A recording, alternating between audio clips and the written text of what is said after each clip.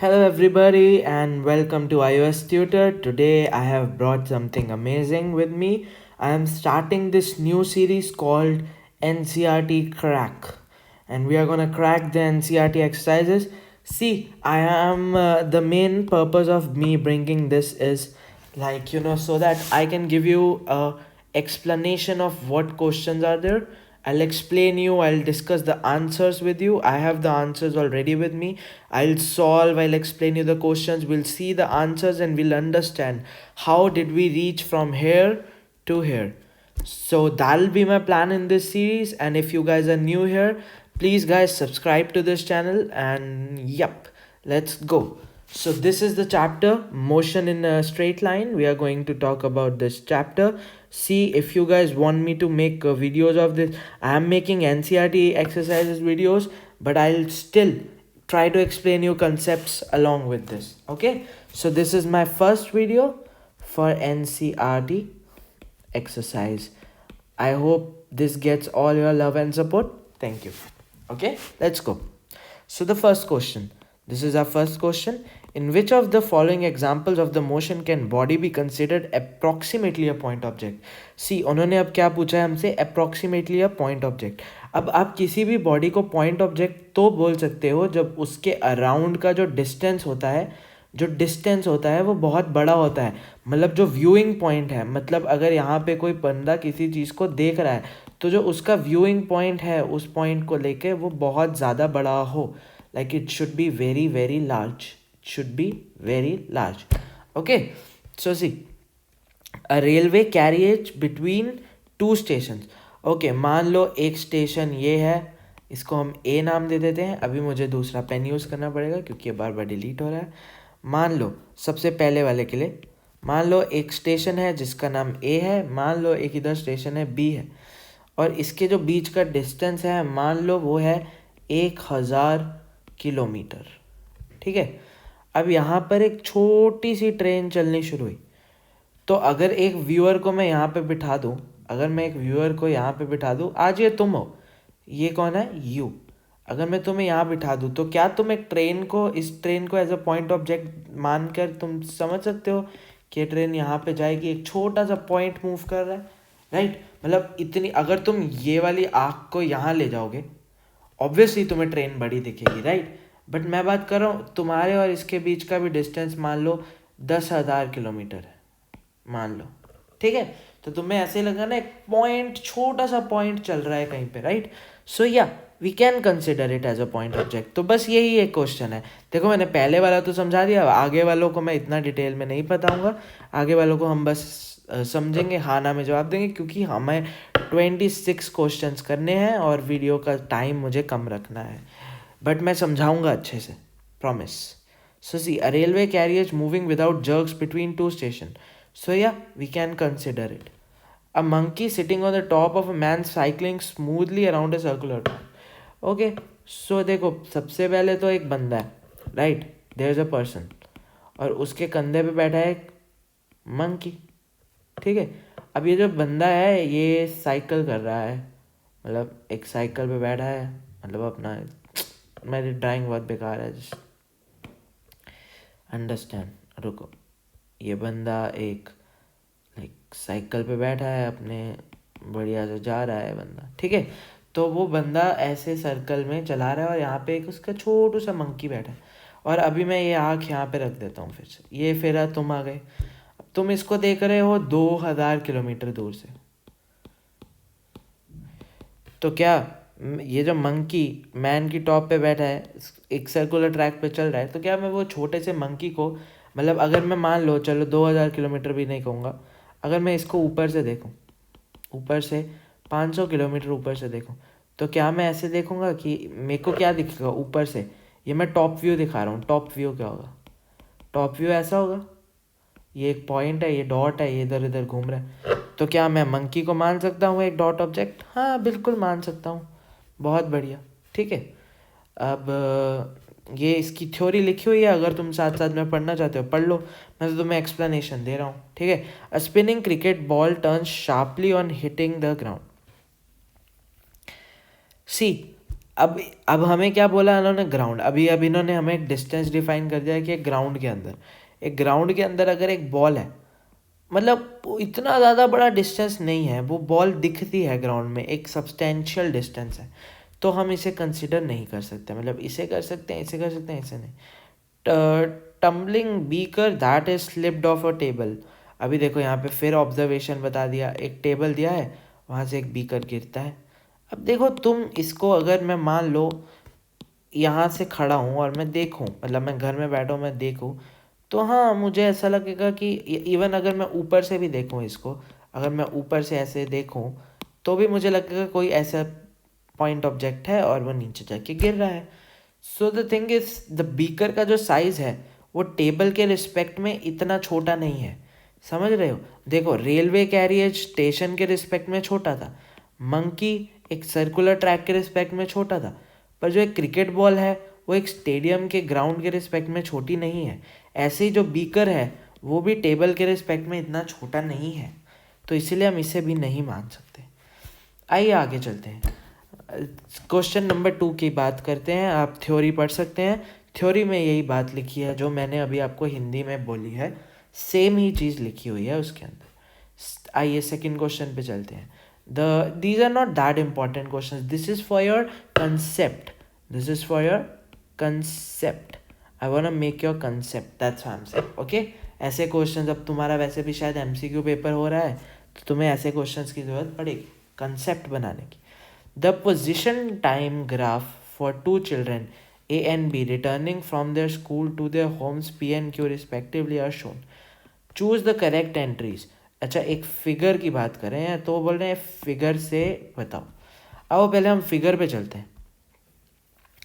अब इस फिगर को देखते हैं, उसके बाद मैं क्वेश्चन आंसर करूंगा। पहले हम फिगर को समझेंगे, फिगर को समझते हैं। देखो ये ए है ना, ये ए है, ये ए चला अपने घर से, बी का घर यहाँ पे, ठीक है ना, मतलब बी चला 10 सेकंड बाद मान लो, पर बी पहुंच गया 10 सेकंड में, मतलब बी का जो टाइम है वो कम है टाइम ऑफ ए से, राइट। अब डिस्टेंस किसने ज़्यादा कवर किया, डिस्टेंस ज़्यादा कवर किया, डिस्टेंस कवर किया बी ने ज़्यादा ए से, खुद देख सकते हो, इतना डिस्टेंस एक्स्ट्रा बी ने कवर किया। ए ने कितना कवर किया, बस इतना, बी ने यहाँ, ये बी ने भी कवर किया, समझ रहे हो। और रही बात अब वेलोसिटी, मतलब स्पीड, स्पीड किसकी ज़्यादा है, स्पीड ज़्यादा होगी जो कम टाइम में ज़्यादा डिस्टेंस कवर करेगा। बी ने 10 सेकेंड में डबल द डिस्टेंस कवर किया, तो जो वी की वेलोसिटी है बी की, वो ज़्यादा होगी वी ऑफ ए से। इतनी बातें मुझे इस ग्राफ से पता चल गई हैं। आओ अब देखते हैं, A lives closer to the school than B, मतलब या ए या बी कौन क्लोजर रहता है स्कूल के। देखो क्योंकि ए का जो डिस्टेंस है वो कम है, ए का स्कूल से डिस्टेंस कम है बी से, तो पास कौन रहेगा, ए पास रहेगा। क्योंकि देखो बी को डिस्टेंस ज़्यादा कवर करना पड़ रहा है, बी को 2x डिस्टेंस कवर करना पड़ रहा है। मान लो अगर ये x है, मतलब बी को double the distance of A cover करना पड़ रहा है, चलो ऐसे बोल देता हूँ, बी को double the distance of A cover करना पड़ रहा है, okay. Second, A B starts from school earlier than B, कौन स्कूल से जल्दी शुरू करता है, बहुत क्लियर है, ए शुरू करता है स्कूल से जल्दी, क्योंकि ए पहले चला, बी 10 सेकेंड बाद चला, तो A start from the school earlier than B, okay. A who works faster, ये हमने पहले ही ढूंढ लिया, फास्टर कौन चलेगा, बी चलेगा, क्योंकि वेलोसिटी ऑफ बी ज़्यादा है ए से, ठीक है ना, ओके। अब पूछा A and B reach home at the same और डिफरेंट टाइम, अब ए और बी घर वापस कब पहुंचते हैं। अगर ये देखो, घर पहुंचने का टाइम और मतलब ये घर है, मतलब ये इनकी फाइनल डेस्टिनेशन है, ठीक है ना, घर पहुंचते हैं same time. See corresponding the positions of P and Q time T is same at the time axis. A and B reach home at the same time. Okay, T axis पे A और B का जो time है same है. चलो बढ़िया. Last point देख लेते हैं. ए या बी में से कौन ओवरटेक करता है एक दूसरे को ऑन द रोड और कितनी बार करता है, वंस या ट्वाइस. तो तुम देखोगे कि ए तो अपने रास्ते पे चल रहा था, ए चल रहा था, बी आया लैम्बोर्गिनी की तरह ऐसे निकल गया. तो वो दोनों इस पॉइंट पे एक बार ओवरटेक करते हैं. ये वाला पॉइंट है बेसिकली जब वो दोनों एक दूसरे को मिलते हैं, यहाँ पे मिलते हैं, पर बी आगे निकल जाता है. ठीक है, तो वो एक बार ही ज़रूर करते हैं, वंस. ओके, चलो बहुत बढ़िया. A woman starts from her home at 9 a.m., walks with a speed of 5 km per hour on a straight road and up to her office 2.5 km away. मतलब distance between her home and office दे रखा है. बहुत बढ़िया, बहुत ही सही. आओ इस क्वेश्चन को हम सॉल्व करते हैं बढ़िया तरीके से. ये क्वेश्चन को आइए सॉल्व करते हैं बढ़िया तरीके से. ये मैंने क्यों बनाया मैंने, मुझे अभी तक नहीं समझ आ रहा. साइड हो जाओ. मुझे अभी तक नहीं समझ आ रहा था मैंने क्यों बनाया है.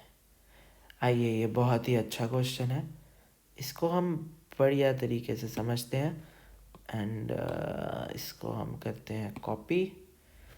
अभी हम इसको एक नया पेपर डालेंगे इसके बीच में और अभी हम इसको यहाँ पे पेस्ट करेंगे. आइए देखते हैं. एक वुमेन है, वो अपने घर से, तो देखो मैं एक स्ट्रेट लाइन बना देता हूँ. यहाँ पे लिख देता हूँ होम, यहाँ पे लिख देते हैं ऑफिस. ठीक है, तो एक वुमेन है, वो 9 बजे 9 AM पे वो जो वुमेन है वो अपने घर से कितने किलोमीटर की स्पीड के साथ, 5 km/h की स्पीड के साथ चलना शुरू करती है. और जो उसका ऑफिस है वो कितना दूर है, 2.5 किलोमीटर दूर है. मतलब नेट डिस्टेंस H से O कितना है, 2,5 किलोमीटर. सॉरी, वो मेरे को जर्मन लिखने की आदत है तो उधर 2,5 लिखते हैं, पर यहाँ मैं लिखूँगा 2.5. Okay, away and stage at office up to 5 PM. तो वो 9 बजे चलती है और यहाँ पहुँच जाती है कुछ टाइम में, जिसको हम नाम दे देते हैं T1. तो फिर वो T1 से लेके 5 PM तक वही रहती है और 5 PM के बाद वो घर लौटना शुरू करती है 25 km/h की रफ्तार से. तो वो बोलते हैं चूज द सुटेबल वो और XT ग्राफ बनाओ. अच्छा, बना लेंगे XT ग्राफ, पर पहले ये पता लगाना है कि T1 कितना है और इसको जाने में कितना टाइम लगता है, मतलब T फाइनल कितना है कि वो घर कब पहुंचती है. आइए शुरू करते हैं. तो सबसे पहले मेरे पास गिवन क्या है, 9 AM पे शुरू करती है, कितनी स्पीड के साथ, 5 km/h की स्पीड के साथ, है ना. वेलोसिटी दे रखी है, डिस्टेंस दे रखा है 2.5 किलोमीटर. तो speed is equals to distance upon time, time is equals to distance upon speed. तो जो टाइम होगा वो होगा 1/2 आवर्स, मतलब 30 मिनट्स अप्रॉक्सीमेटली, आधा घंटा. मतलब मैडम जी पहुंचती हैं यहाँ पे 9:30 बजे, मतलब 9:30 AM पे वो अपने ऑफिस में पहुंच जाती हैं. उसके बाद 9:30 से 5 तक मैम काम करते हैं, बीच में ब्रेक पीते हैं, चाय वाय पीते हैं. हाँ, तो वो मैडम जी सब करती हैं और 5 बजे वापस चलना शुरू कर देती हैं. ओके, कोई दिक्कत नहीं है. अब मुझे T1 पता चल गया कि 30 मिनट लगे थे पहली बारी जाने में. अब दूसरी बारी जाने में, घर पहुंचने में कितना टाइम लगेगा. आओ, 5 बज गए हैं जी, शाम का टाइम है, लोग बच्चे खेल रहे हैं बाहर और मैडम घर जा रही हैं. तो मैम जी को कितना टाइम लगेगा. उन्होंने बोला हमारे को स्पीड फिर दे दी. स्पीड कितनी कहता, 25 km/h. और मुझे डिस्टेंस पता है घर और ऑफिस के बीच में 2.5 किलोमीटर होगा। ऐसा तो नहीं है शाम को कम हो जाएगा, सेम ही रहेगा। तो फिर से t is equals to s upon v, 2.5 upon 25, that will be 1/10 of hour, and that will be 6 minutes to be, I guess, yeah, 6 minutes, yeah, because 60, yeah, 6 minutes, yep, 6 minutes, okay, 1/10 of an hour is 6 minutes, yep, good good good। तो I guess ये question ख़त्म हो गया है। अब बस हमें एक ग्राफ बनाना है और बात ख़त्म कर देनी है। आओ ग्राफ बना ले, आओ हम चलें, किसी के संग चलें, चलो यहाँ हम पहुँचे, हम ये कर सकते हैं, आप सब कर सकते हैं, आपको बस मेहनत करनी है। एक्स टे ना ना ना ना ना ना ना टी, देखो मैंने बहुत बड़ी गलती कर दी है, मुझे माफ़ी दे दे, मुझे माफ़ करना। इधर एक्स लेते हैं, इधर टी लेते हैं, ठीक है। वैसे भी ले सकते हो बट कंफर्टेबल यही होता है, सब लोग ऐसे ही करते हैं, हम क्यों पंगा लें फिर। देखो 0 टाइम है जी आपका घंटे में, डिस्टेंस है जी आपका किलोमीटर में। तो 1 kilometre 1.5 kilometre, 2 kilometre 2.5 kilometre, 3 kilometre. Time time सानू कितना लग गया, घंटे च, है ना। तो टाइम हमें कितना लगा, देखो 9 AM,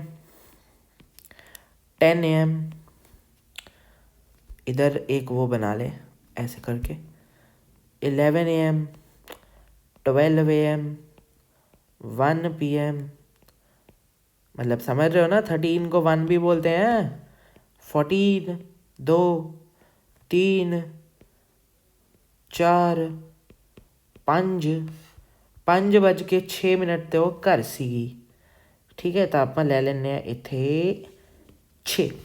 चलो आओ प्लॉट करें। तो मैडम जी चली अपने घर से 9 बजे और 9:30 पे वो अपने ऑफिस में थी। तो मतलब समझ गए होगे अब तुम।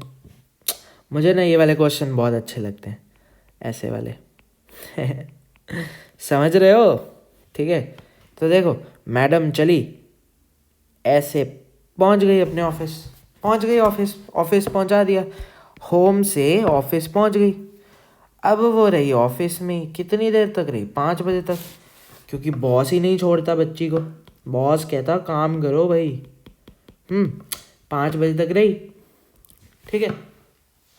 अब क्या हुआ, अब उसने घर पहुंचना था, पर अब वो 25 किलोमीटर की रफ्तार से गई, 25 किलोमीटर प्रति घंटे की रफ्तार से, और अब वो पहुंच गई ठू करके घर 5-6 पे वो घर पहुंच गई। तो ऐसा सा कुछ तुम्हारा ग्राफ बनना चाहिए, मतलब इस वाले की लेंथ बड़ी होनी चाहिए इस वाले से, ये बहुत छोटा बनना, मतलब इतना पतला बनना चाहिए।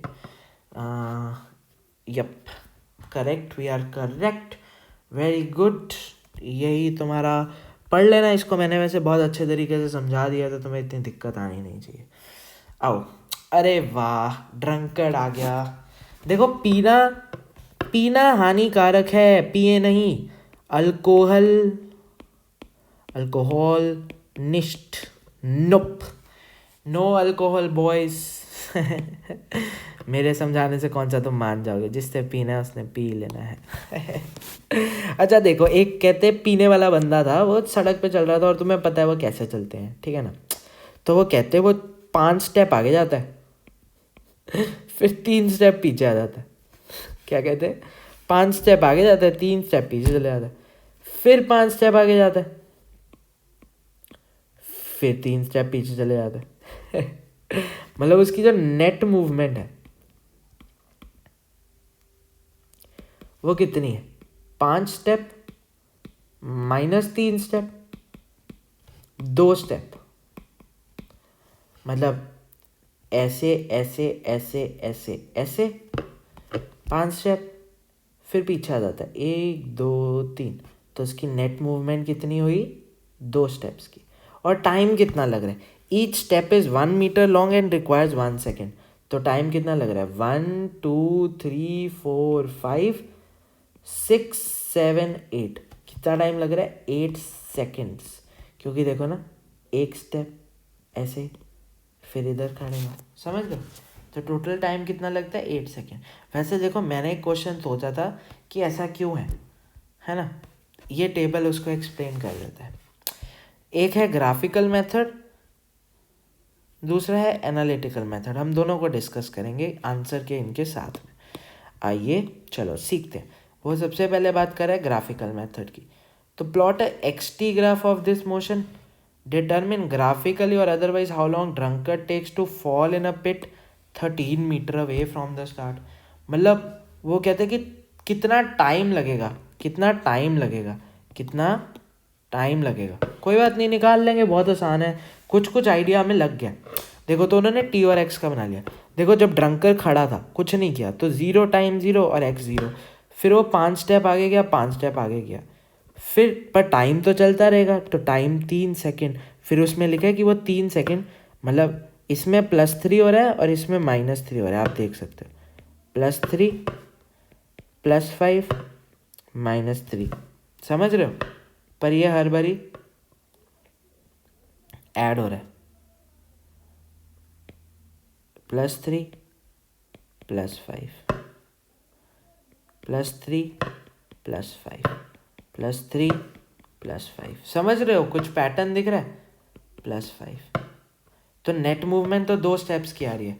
देखो 5 से 2, 2 से 7, 7 से 4 9, ये ऐसा सा ग्राफ बन जाएगा इसका, the position of X T time. So वो पिट में कब गिरेगा, पिट में वो गिरेगा जब वो 13 मीटर पे पहुंचेगा। 13 मीटर पे पहुंचने पे जो डिस्टेंस आ रहा है वो 37 आ रहा था। पर हम एनालिटिकल मेथड से भी देखते हैं, जो मेरे को ज़्यादा पसंद है। Graphical method is not that much worth it. XT graph तुम देखो प्लॉट कर सकते हो इसी तरीके से जो मैंने तुम्हें बताया।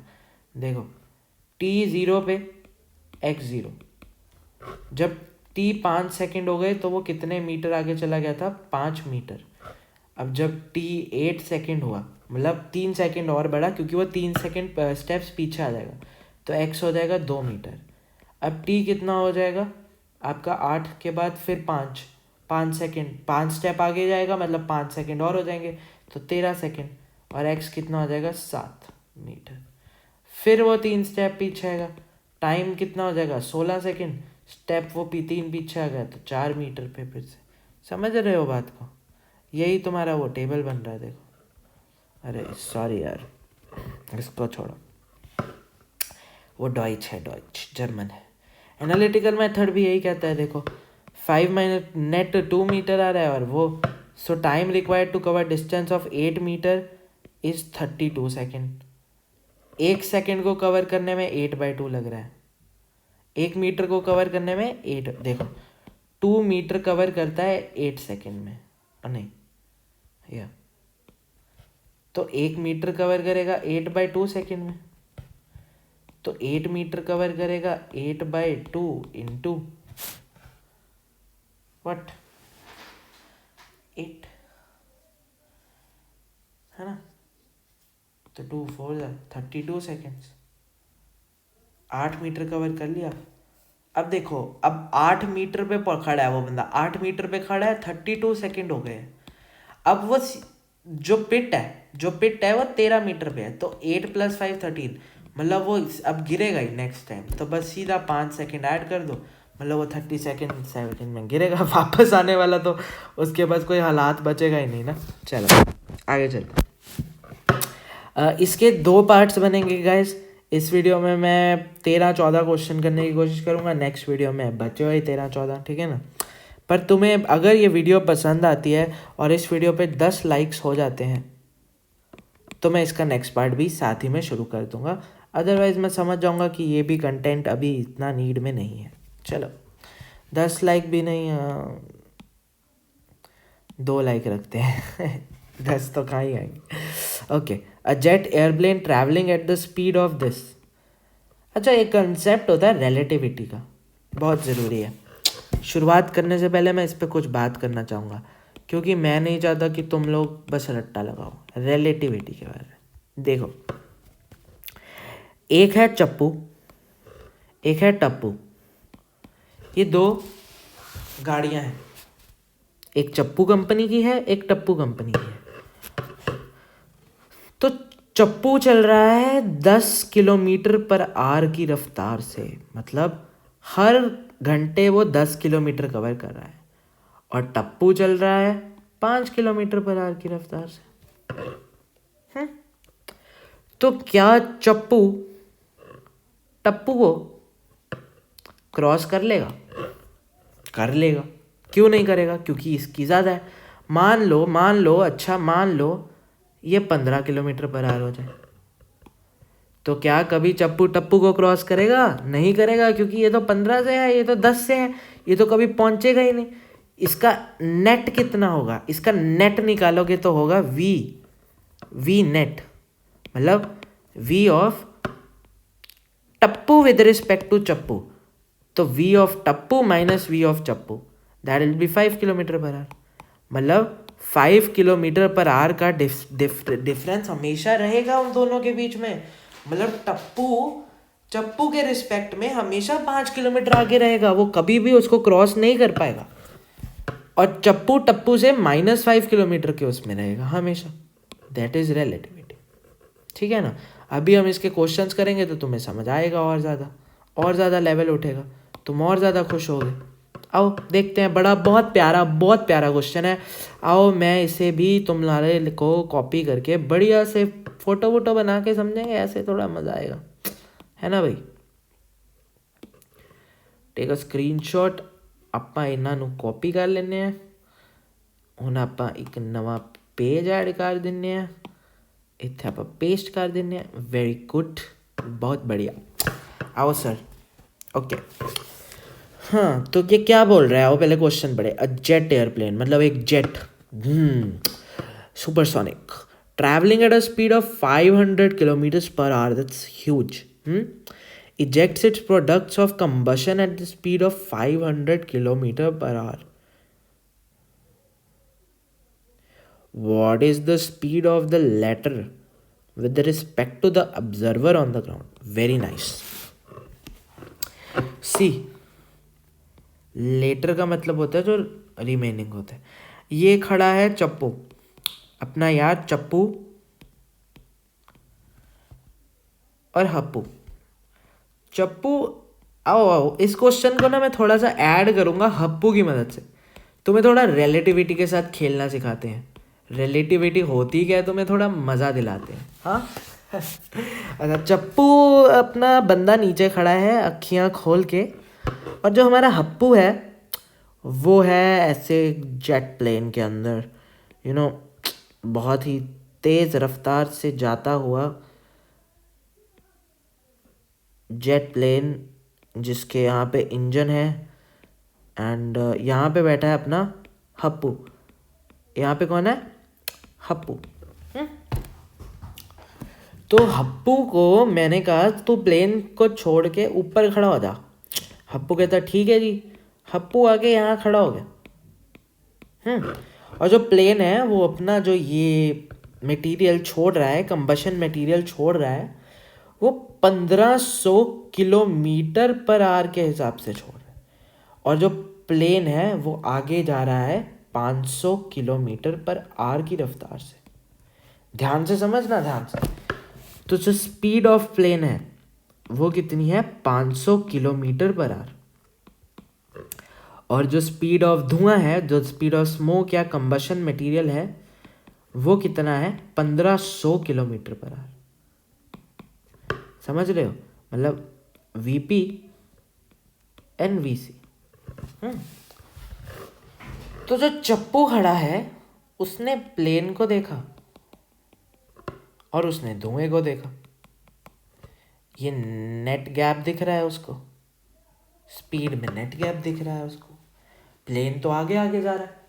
अब देखो चप्पू खड़ा है, चप्पू के लिए ये 0 है, उसको ये धुआं पीछे जाता तो दूर दिखेगा अपने आप से। कितनी स्पीड से? 1500 किलोमीटर पर आवर, पर माइनस में। पर जो चप्पू है उसको अलग दिखेगा। क्यों उसको अलग दिखेगा? देखो हप्पू के लिए क्या है, वो बेस से कनेक्टेड है, राइट। चप्पू के लिए ये प्लेन 1500 किलोमीटर पे जा रहा है, पर क्या हप्पू को पता है कि प्लेन 1500 किलोमीटर जा रहा है? नहीं। सिर्फ चप्पू को पता है। चप्पू क्योंकि नीचे खड़ के देख रहा है। This is called different perspective, है ना। चप्पू को तो लग रहा है कि जो धुआं है वो उससे दूर जा रहा है, 1500 किलोमीटर मतलब दूर जा रहा है, माइनस का मतलब दूर जा रहा है। पर चप्पू को लगेगा कि जो प्लेन और ये है ये रिलेटिवली मूव कर रहे हैं, मतलब V C P, volume velocity of C minus velocity of P, मतलब 1000 किलोमीटर पर आवर की तरफ से मूव कर रहा है। What is the speed of the latter? तो इसका आंसर होना चाहिए आपके पास 1000 किलोमीटर। मैं उम्मीद करता हूँ कि आपको हप्पू और चप्पू की मदद से कुछ समझ आया होगा रिलेटिविटी के बारे में। चप्पू जो प्लेन पे बैठा है, हप्पू जो प्लेन पे बैठा है और चप्पू जो नीचे बैठा है, दोनों को अलग अलग नज़ारे दिख रहे हैं, समझ रहे? Okay. A car is moving along a straight highway with a speed of, okay जी, is brought up to stop within the distance of, okay जी. What is the retardation of the car and how long does it take for the car to stop? okay जी, कोई दिक्कत ही नहीं। आओ इसे भी copy कर लेते हैं। अरे बहुत बेबी क्वेश्चन है, आपको मैं ऐसा सिखाऊंगा, आप कहोगे अरे भाई क्या बात है, क्या बात है, क्या सिखाया सर जी ने। सर तो क्या ही हूँ, भैया ही बोलना, सर वर कुछ नहीं है। हम तो बस शौकीन हैं फिज़िक्स के। ओके। वो कह रहे हैं एक गाड़ी चल दी है, गाड़ी कौन सी गाड़ी लें? लैम्बोर्गिनी लेते हैं, मेरी फेवरेट है। तो ऐसे करके ऐसे करके एक गाड़ी ऐसे ये लैम्बोर्गिनी है, ठीक है। वो चल रही है हाईवे पे। हाईवे मतलब अनंत रोड, अनंत रोड मतलब, समझ रहे हो? तो ये गाड़ी चल रही है हाईवे पे 126 kilometre per hour and is brought to stop within a distance of 200 metre, मतलब 200 मीटर पे जाके इस गाड़ी की जो ये स्पीड है ये ज़ीरो हो गई, मतलब 126 से ज़ीरो हो गई। तो तुम क्या समझोगे इस बात से कि जो यू है कार का वो है 126 किलोमीटर पर आवर और जो वी है कार का वो है 0 किलोमीटर पर आवर। कितने डिस्टेंस के बाद, मतलब डिस्प्लेसमेंट बोलेंगे इसको, डिस्टेंस भी नहीं बोलेंगे, ये डिस्प्लेसमेंट है। बच्चे बहुत गलती करते हैं डिस्प्लेसमेंट और डिस्टेंस में, मैं तुम्हें अभी समझा दूंगा बाद में, टेंशन मत लो, मेरे साथ बस पढ़ते रहो। डिस्प्लेसमेंट है 200 मीटर, समझ रहे हो? एंड रिटार्डेशन पूछा है, मतलब ए पूछा है, बात ख़त्म। तो v is equals to u plus AT लगा देते हैं, है ना भाई, ख़त्म क्वेश्चन। v है अब 0, u पता नहीं, t भी नहीं पता, नहीं होगा ऐसे तो क्वेश्चन, नहीं, गलत गलत गलत। s है भाई, s v square minus u square is equals to 2as लगा देते हैं। s भी है, u भी है, v भी है, तो ये हो गया 0 माइनस 126 का square is equals to 2a।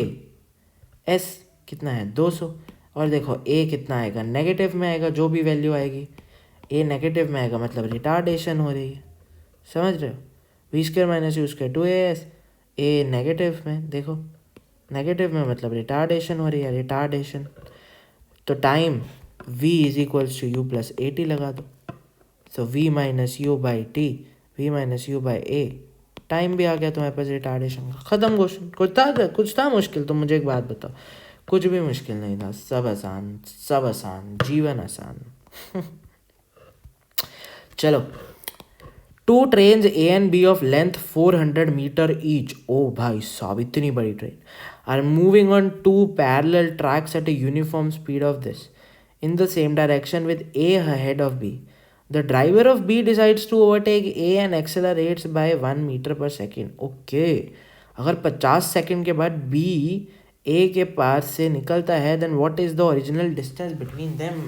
हाँ देखो, सबसे पहले तो तुम अपनी x को याद करोगे ऐसी लाइन को पढ़ते, अरे मेरी x, लेट x, अपनी x को धक्का दे दो। देखो जब भी हम प्रॉब्लम में होते हैं हम किसको बुलाते हैं? x को। ऐसे ही इस बारी भी हम बुलाएंगे एक्स को बोलेंगे कि जो distance between the driver of the train A and the guard of the train B. Initially both trains are moving in the same direction with the speed of 72 kilometre. अब देखो, मैंने तुम्हें रिलेटिविटी का concept बताया था. दो tracks है, दोनों पे छुक छुक करती ट्रेन, सीटी बजाती है, हम सबको घुमाती है. दोनों 72 किलोमीटर से चल रहे हैं. तो जो ए पे बैठा, अच्छा अगर ए पे चप्पू बिठा दूँ और बी पे हप्पू बिठा दूँ, तो चप्पू और हप्पू जब एक दूसरे को इस ट्रेन की खिड़की से देखेंगे दोनों, और दोनों सेम रफ्तार से चल रही हैं, तो क्या दोनों को ऐसा नहीं लगेगा कि दोनों ऐसे बैठे हुए हैं ड्राइंग रूम में, और चप्पू और हप्पू दोनों ऐसे बैठे हुए हैं? क्योंकि चप्पू ना आगे जा रहा है, क्योंकि दोनों की स्पीड, ना पीछे जा रहा है, ना हप्पू आगे जा रहा है ना हप्पू पीछे जा रहा है, दोनों क्रॉस आउट हो रहे हैं. तो जो रिलेटिव स्पीड है स्टार्टिंग में रिलेटिव स्पीड 0 आएगी, बिल्कुल आएगी. अब देखो, वो बोल रहा है कि बी एक्सेलरेट करता है अपने आप को. 50 सेकंड के बाद बी ड्राइवर ए से आगे निकल जाता है, मतलब हप्पू आगे चला जाता है. ये देखता है, चप्पू देखता है कि Happu is going ahead. Now they need to understand what it is. बस कुछ नहीं, A1 ये 0, x निकालना है, बात ख़त्म. What is the original distance निकालना है, आ जाएगा तुम्हारे पास ओरिजिनल डिस्टेंस. क्या बताऊँ अब मैं इसमें, ईजी क्वेश्चन है. समझ नहीं आया तो कमेंट करना, दोबारा से बता दूंगा, कोई दिक्कत नहीं.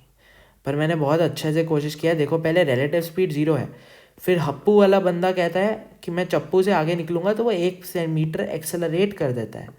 पहले 0 होती है, फिर एक्सेलरेशन बढ़ जाती है. जब वो एक्सेलरेट करेगा, इसका मतलब जो उसका ओरिजिनल डिस्टेंस है बीच में, वो निकल आएगा. अगर हमने उसको x माना, तो मतलब उसको x डिस्टेंस कवर करने के लिए 50 सेकंड के बाद उसका v कितना होगा, कुछ v भी बनेगा ना उसको. ऑब्वियसली अगर एक्सेलरेशन तो चलो है ही हमारे पास, और v minus u by T होता है, वो भी निकाल सकते हो. Acceleration v minus u by A, T भी v minus u by T से a भी आ जाएगा. a वैसे दी रखा है 1 मीटर, ख़त्म क्वेश्चन. चलो ठीक है. On a 2 lane road, car A is travelling with speed. ओ भाई, बहुत ही प्यारा question guys, I love this question. This is one of the best questions and you have found the right guy. अब पहले हम ना सड़क बनाए. यहाँ पे अभी फास्ट एंड फ्यूरियस चलने लगी है, तो अपनी सीट की पेटियाँ बांध लो, ठीक है ना. तो देखो, अभी हम इसमें 3 लोग लेंगे, हप्पू चप्पू पप्पू, ठीक है. सो सी, चप्पू बहुत ही साधारण बच्चा है, वो आराम से चल रहा है अपनी गड्डी के अंदर. आल्टो गाड़ी है इसके, बस बढ़िया से मज़े में चल रहा है, ठीक है. अभी आया हप्पू, हप्पू ही इसके पीछे आया, पर ज़्यादा स्पीड से. ये था 36 की स्पीड पे, ये आया 54 की स्पीड पे. अब देखो, 2 लेन रोड थी, मतलब बीच में ऐसे इंटरसेक्शन है, और पप्पू आ रहा था इस साइड से. पप्पू कितनी स्पीड से आ रहा था, पप्पू भी आ रहा था 54 किलोमीटर पर आवर की स्पीड से. अब देखो क्या होगा. तो चप्पू आ रहा है 36 से, हप्पू और पप्पू आ रहे हैं 54 से. तो अब वो क्या बोलता है, at a certain instant when the distance of A B is equal to A C. मतलब जब हप्पू और चप्पू और पप्पू के बीच का डिस्टेंस 1000 मीटर हो जाता है, ठीक है ना. B decides to overtake A before C does. तो हप्पू क्या करना चाहता है, हप्पू का पाथ दिखाऊंगा, हप्पू का पाथ ग्रीन कलर से ड्रॉ करूंगा मैं. हप्पू क्या करना चाहता है, हप्पू ऐसे जाके ऐसे ओवरटेक, मतलब फास्ट एंड फ्यूरियस खेलना चाहता है. पर प्रॉब्लम क्या है, यहाँ से पप्पू आ रहा है. अब अगर मान लो हप्पू ने जल्दी नहीं की, तो क्या पता पप्पू और हप्पू की टक्कर हो जाए यहाँ पे. मतलब हप्पू को तेज़ी से इसको ओवरटेक करना है, ठीक है ना. बात समझ रहे हो कि नहीं.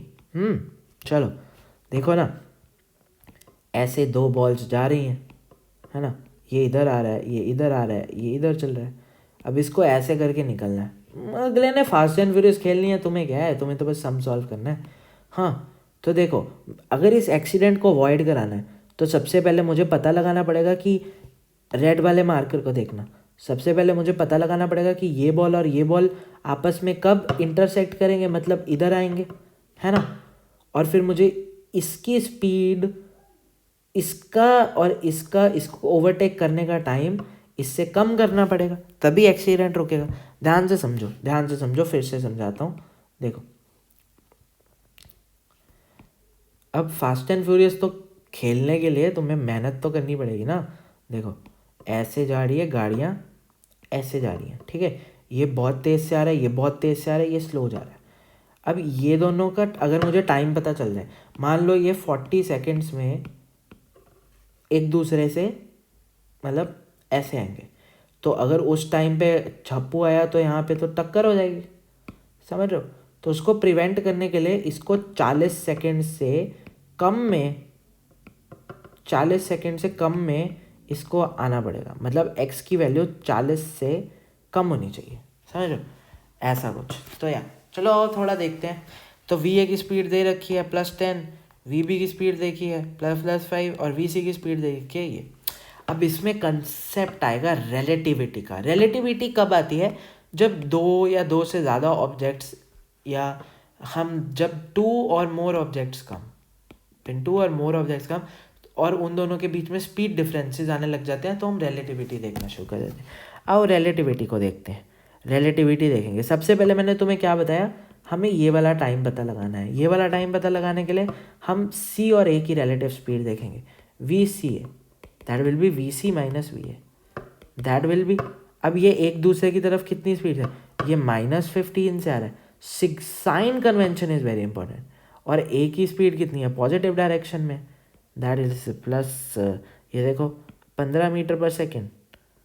ओ a कितना है, 10 मीटर पर सेकेंड, एंड ये क्या माइनस, तो VCA कितना होता है, VC minus VA, so that will be -25 metre per second.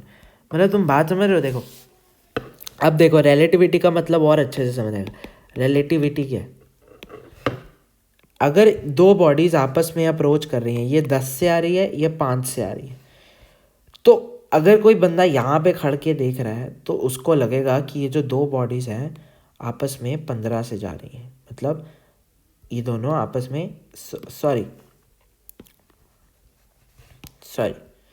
वो उसको तो लगेगा कि 5 से जा रही है, इस बंदे को लगेगा कि 5 से जा रही है। इस बंदे को क्या लगेगा, जो यहाँ पे बैठ के देख रहा है और जो यहाँ पे बैठ के देख रहा है, उसको लगेगा कि वो गाड़ी, वो तो 5 से आगे जा रहा है, ऊपर से वो 10 से उसकी तरफ और आ रही है, मतलब 15 से वो उसकी तरफ जा रहा है, और सेम ही चीज़ इसको लगेगी पर इस डायरेक्शन में। समझ रहे हो बात को। So that's the thing. So time, इस फिर मैंने टाइम निकाल लिया, speed is equals to distance upon time से। तो टाइम कितना है, डिस्टेंस अपॉन स्पीड,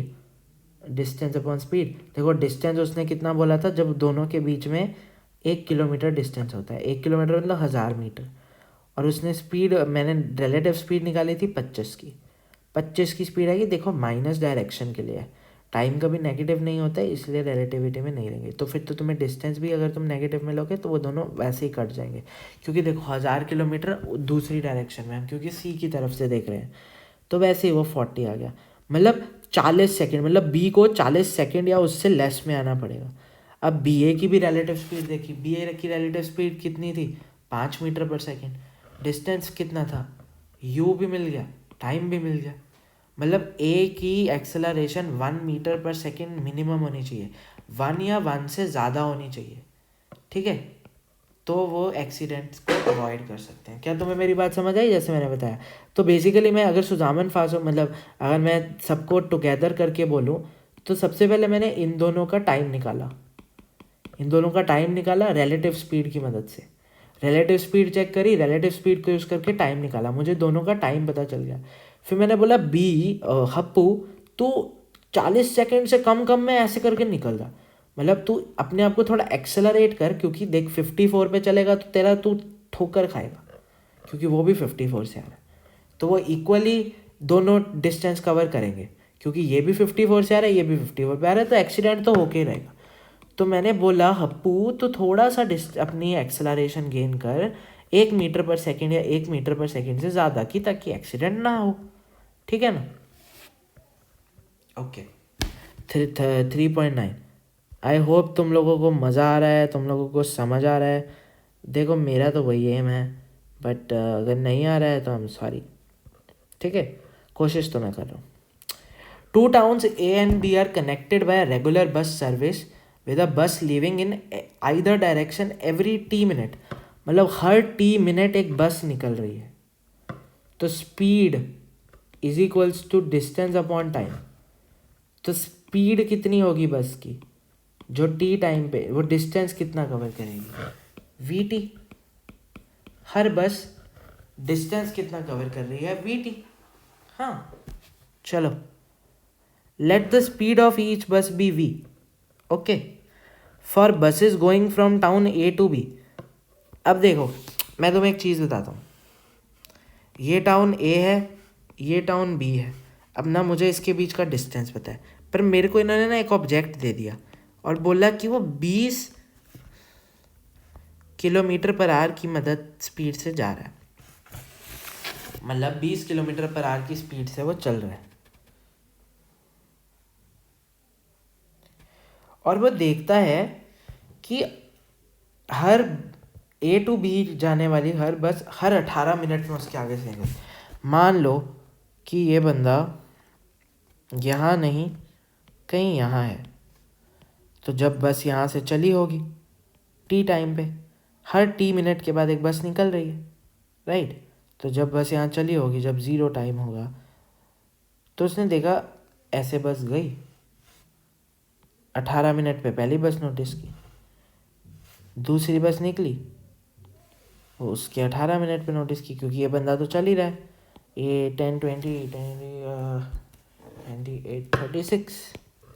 36 पे नोटिस की, फिर ये बंदा चल रहा है, तीसरी बस भी गई ए टू बी। ये कितने में नोटिस होगी, 18 × 3 54, है ना। से ऐसा सा केस है, ठीक है।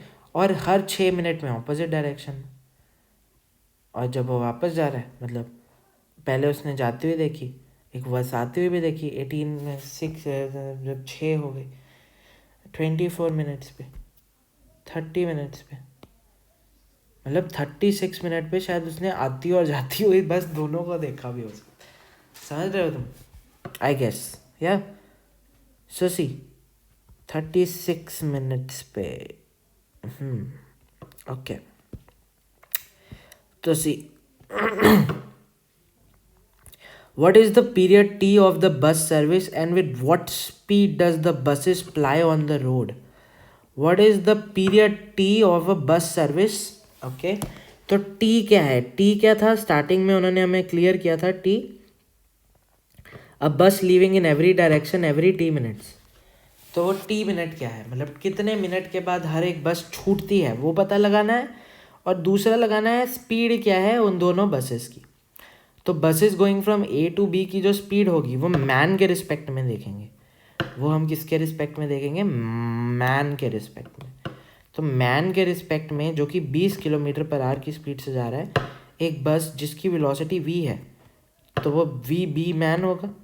तो वो होगा V B minus V man, that will be v -20, जब बस इस डायरेक्शन में जा रही है और मैन भी इस डायरेक्शन में जा रहा है। समझ रहे हो। तो जब सेम डायरेक्शन में होती है तो ये वाली वेलोसिटी चेक करते हैं, समझ रहे हो। क्योंकि इसको लग रहा है मैं 10 से जा रहा हूँ, इसको लग रहा है मैं 20 से जा रहा हूँ, नेट कितना है 20 - 10। अब मान लो मैन इस डायरेक्शन में जा रहा है, बस इस डायरेक्शन में जा रही है, तो दोनों ऐड हो जाएंगी। समझ रहे हो, समझ रहे हो, समझ रहे हो। See v -20 v +20, speed of bus direction opposite to the motion of the man, v +20, ठीक है ना।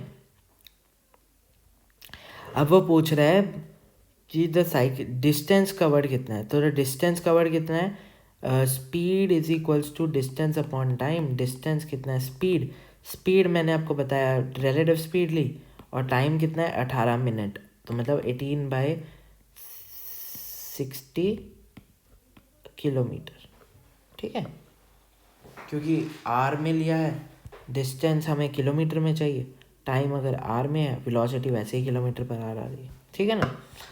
सो सी, सिंस अ बस leaves town every T minute, so the distance covered, ये भी हमने बात करी थी, हर बस का distance covered v into T by 60 होगा। अब हमने क्या किया, ये वाले दोनों डिस्टेंसेस को इक्वल कर दिया। क्यों इक्वल कर दिया, अब आपका ये क्वेश्चन है कि ये क्या, ये मतलब कैसे हो रहा है, ये सब क्यों हो रहा है, राइट। ये क्वेश्चन ऑब्वियसली बनना भी बात है। देखो ध्यान से समझो, ये क्वेश्चन थोड़ा ट्रिकी है। जो बस जा रही है ए से बी, एक मैन है यहाँ पे, अब एक बस जा रही है, उसकी कुछ वेलोसिटी v है, मैन की वेलोसिटी है 18, ठीक है, मैन की वेलोसिटी है 18, एक मिनट, नहीं 20 है ना, 20, मैं भी कहूँ 20 हो, क्योंकि वो 20 ले रहे हैं। यप, मैन की वेलोसिटी है 20।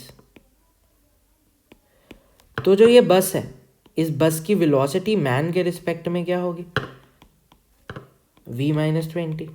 अब एक बस है जो b से a की तरफ आ रही है, अब मैन के रिस्पेक्ट में इस बस की वेलोसिटी क्या होगी, v प्लस 20,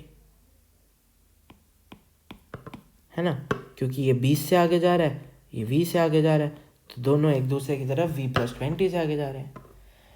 और देखो जब एक बस b पे पहुंच जाती है तो उसको टोटल टाइम लगता है, क्योंकि तभी दूसरी बस चलती है। जब एक बस b तक पहुंचती है तभी दूसरी बस या तो b से a तक चलती है या a से b तक चलती है। तो इसका मतलब t टाइम का मतलब जो ये वाला हमने टाइम निकाला और जो ये वाला हमने टाइम निकाला आपस में बराबर होंगे, समझ रहे हो बात। तो इसीलिए उनको इक्वल कर दिया, उससे v आ गया तुम्हारा और टाइम भी आ गया। ये तुम अब पढ़ सकते हो, देख सकते हो, ठीक है ना। चलो हाँ, अब बॉल 3.10, आज का हमारा ये सेकेंड लास्ट क्वेश्चन और ये लास्ट क्वेश्चन, उसके बाद नेक्स्ट पार्ट में ये चैप्टर ख़त्म कर देंगे, ठीक है। A player throws a ball upwards with the initial speed of 29.4 meter per second. What is the direction of acceleration during the upward motion of ball? Okay, कोई दिक्कत नहीं है। सी, एक बॉल है, उसको मैंने ऊपर फेंका, एक्सेलरेशन हमेशा नीचे लगती है ग्राउंड की तरफ, क्योंकि जो बॉल होती है वो नीचे को आने की कोशिश करती है। तो the ball moves under the effect of gravity, the direction of gravity due to action is always vertically downwards. Yup, what is the velocity and acceleration of the ball at highest point of the motion. See, the velocity of ball at, see एक ball है, चिंटू है या चप्पू है, उसने ball फेंकी, एक point पे आके तो रुकेगी ना, ऐसा तो नहीं हमेशा ही वेलोसिटी लगती रहेगी, फिर तो कभी बॉल चप्पू के पास वापस ही नहीं आएगी, ऐसे चलती रहेगी,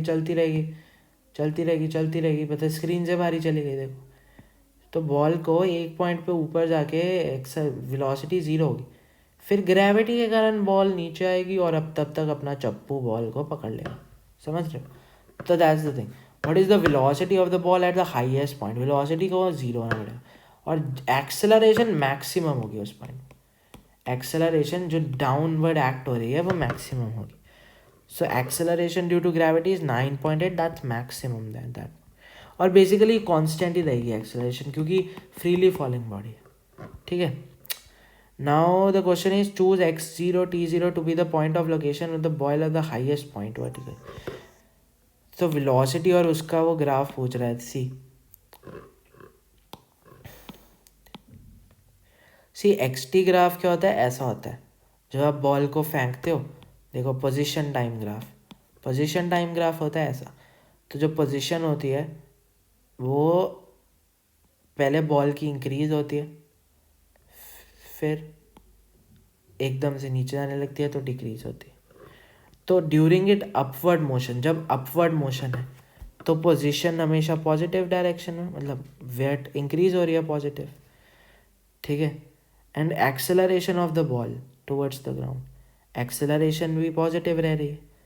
कम तो क्या हो रहा है, कम हो, देखो वेलोसिटी टाइम ग्राफ होता है ऐसा होता है, मतलब वेलोसिटी टाइम ग्राफ होता है थ्रोइंग बॉडी का ऐसा। देखो अब मुझे ऐसा लग रहा है कि इसमें ना फील नहीं आ रही, और फील जब तक नहीं आती तब तक मैं छोड़ूंगा नहीं, ठीक है ना। चाहे ये वीडियो 2 घंटे की बन जाए चाहे 10 घंटे की बन जाए, तो इसको मैं करूँगा कॉपी और इसको मैं समझाऊंगा तुम्हें एकदम बढ़िया तरीके से। कॉपी, मुझे ना जुकाम हो गया, मुझे लग रहा है। शैडो,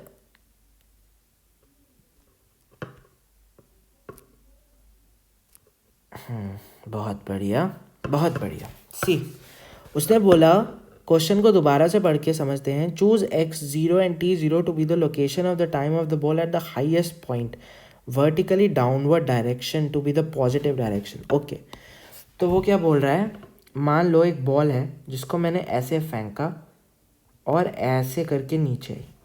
वो कह रहा है इस डायरेक्शन को आप पॉजिटिव मान लो, इस डायरेक्शन को आप नेगेटिव मान लो, इस डायरेक्शन को आप पॉइंट मान लो x=0 एंड t=0। इसका मतलब जो बॉल है वो यहाँ पे नेगेटिव डिस्प्लेसमेंट कर रही थी और उसके बाद यहाँ पे पॉजिटिव डिस्प्लेसमेंट कर रही है। सिर्फ इतना डिफरेंस है, डिस्टेंस हमेशा पॉजिटिव ही रहेगा। Give the sign of position, velocity and acceleration. Okay, so see, upward motion, सबसे पहले मैं अपवर्ड मोशन की बात करता हूँ। जब बॉडी ऊपर जा रही है, जब बॉडी अपवर्ड मोशन में जा रही है, तो उसकी जो पोजीशन है वो टाइम के साथ पॉजिटिवली इंक्रीज कर रही है। पोजीशन ग्रो करेगी क्योंकि बॉल ऊपर जा रही है फिर नीचे आ रही है, तो पोजीशन ग्रो करेगी। वेलोसिटी के केस में क्या होगा, वेलोसिटी का थोड़ा सा समझना है। एक्सेलरेशन भी पॉजिटिव रहेगी। एक्सेलरेशन क्यों पॉजिटिव रहेगी, क्योंकि डाउनवर्ड डायरेक्शन को उन्होंने पॉजिटिव बोला है और ग्रेविटी हमेशा कहाँ लगती है, डाउनवर्ड डायरेक्शन में। तो एक्सेलरेशन विल रिमेन पॉजिटिव, चाहे अपवर्ड हो चाहे डाउनवर्ड हो। डाउनवर्ड में भी एक्सेलरेशन नीचे ही लगेगी और वैसे भी नीचे की डायरेक्शन पॉजिटिव है, तो वह सब पॉजिटिव है। पोजीशन और वेलोसिटी का ही थोड़ा सा पंगा है, अपवर्ड और डाउनवर्ड, है ना। चलो क्वेश्चन में चलते हैं दोबारा से। इन्होंने क्या बोला है, during an upward motion position is positive. Okay, वो हमें भी पता है। Velocity is negative and acceleration is positive. तो वो बोलते हैं वेलोसिटी नेगेटिव है। अब वेलोसिटी नेगेटिव क्यों हो रही है, क्योंकि देखो जब बॉडी ऊपर जा रही है तो एक डाउनवर्ड एक्सेलरेशन कॉन्टिन्यूसली उसके ऊपर लग रही है। बॉडी जब ऊपर जा रही है, ठीक है, मतलब मान लो बॉडी 10 मीटर पर सेकेंड की स्पीड से आ रही है, कॉन्स्टेंटली उसको 9.8 मीटर पर सेकेंड की नीचे पुल भी मिल रही है। सो इसीलिए वो नेगेटिव डायरेक्शन में जाएगी, कम होगी वेलोसिटी। वेलोसिटी कम होने की उस पर चलेगी। अब जब डाउनवर्ड मोशन है, डाउनवर्ड मोशन में वेलोसिटी भी नीचे लग रही है, एक्सेलरेशन भी नीचे लग रही है, तो वेलोसिटी पॉजिटिव आएगी, पोजीशन पॉजिटिव रहेगी। समझ गए? चलो, good. Height, what height of the ball rise and how does it long to? See, maximum height का फॉर्मूला होता है u²/2g, ठीक है, क्योंकि देखो जो v होता है वो 0 होता है। जब एक बॉल ऐसे फेंकते हो तो इस पॉइंट पे अगर u इनिशियल कुछ है तो v यहाँ पे 0 होगा, राइट, कूल। और जो टाइम होगा, इस इतने पाथ का टाइम निकाल के उसको डबल कर देना, क्योंकि देखो जितना जाने में लगेगा उतना आने में लगेगा। अगर इधर टी लगेगा तो नीचे आने में भी टी लगेगा, बात खत्म। ओके, आज का last sum, read each statement below carefully and state with reasons and example if it's true and false. The particle in a one dimension motion. तो उन्होंने किसकी बात किया, वन डायमेंशन मोशन की। 2D मोशन नहीं है, 1D मोशन है, please इस बात का ध्यान रखें। ओके, मेरे को पता है 2D और 1D में डिफरेंस है और वो आपको धीरे धीरे मैं समझाता रहूँगा, आओ, ठीक है। With zero speed at an instant may have non zero acceleration at an instant. जब ज़ीरो स्पीड है किसी इंस्टेंट पे तो नॉन ज़ीरो एक्सेलरेशन हो सकती है, कि हाँ बिल्कुल हो सकती है। एक फ्रीली फॉलिंग बॉडी, उसके अंदर कोई स्पीड थोड़ा होती है, सिर्फ एक्सेलरेशन होती है। एक्सेलरेशन के कारण वो नीचे आ रहा होता है। This is free falling body. See, when a body begins to fall freely under gravity the speed is zero.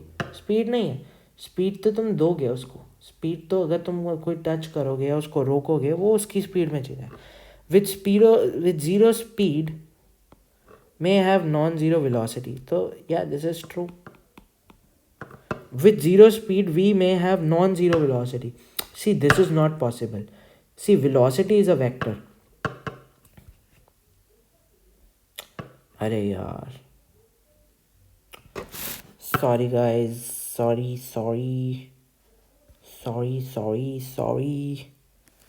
recents recents recents recents recents laws of motion, laws of motion करना है बच्चों। ये है जेई के question, sorry यार, competition section आ रहा है। अरे बहुत तेज हो रहे हो, इतना ज़्यादा प्रॉब्लम नहीं करना चाहिए भाई तुझे। हाँ, इसकी भी वीडियो जल्दी आ रही है गाइस, टेंशन मत लो, भरोसा रखो, बस लेवल उठाते रहेंगे तुम लोगों के संग। 1 मिनट बस, 1 मिनट, ये बस पास में है, पास में। 3.11, yup. Okay. With zero speed may have zero velocity. With constant speed must have, see, with zero speed we may have zero velocity. See, velocity is a vector and speed is the magnitude. So मतलब जैसे velocity vector है, जैसे मान लो 2i cap plus 3j cap plus 1k cap, तो जो speed होगी ना वो वेलोसिटी वेक्टर का मैग्नीट्यूड होगा, दैट इज रूट ऑफ 2 का स्क्वायर प्लस 3 का स्क्वायर प्लस 1 का square. You get the difference now. Speed is a scalar quantity, speed is just magnitude, velocity is a vector quantity. Okay, so that will be 4 and 3 square 9, that is root 13. Okay, so can the speed be zero? If the speed is, if the velocity vector is zero and have a non-zero velocity, no, not possible, because these both are interrelated. Speed is the magnitude of velocity. See, so I hope today you got clearance of what is speed and what is velocity. Velocity is in vector form, representation of speed in vector form, that's what you can. With constant speed must have zero acceleration.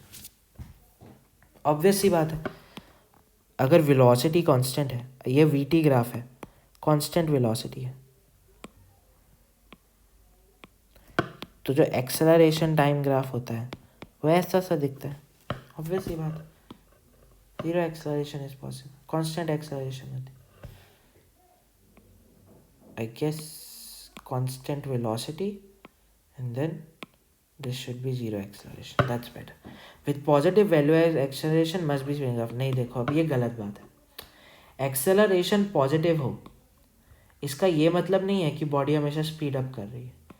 अगर मान लो कोई body ऐसे negative उससे मतलब हम इसका वो पढ़ लेते हैं, आपको ज़्यादा क्लियर हो जाएगा।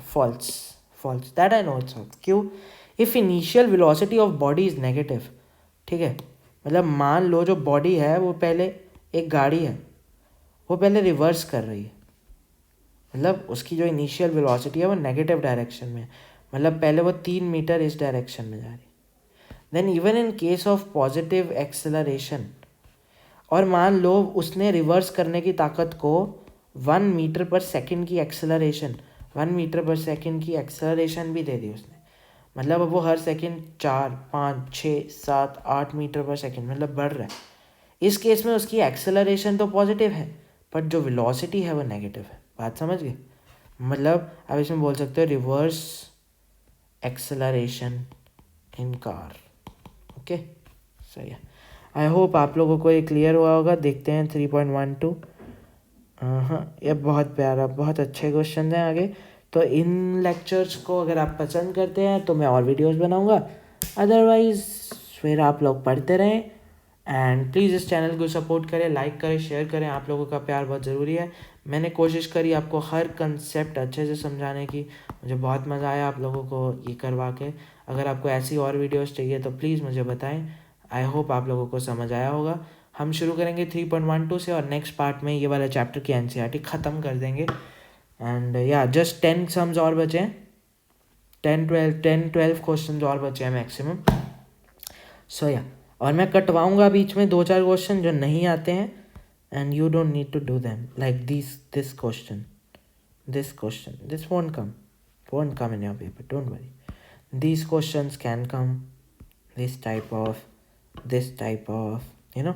So ये सब हम करेंगे. चलो ध्यान रखो अपना, एंड अपनी फैमिलीज का ध्यान रखो. Take care.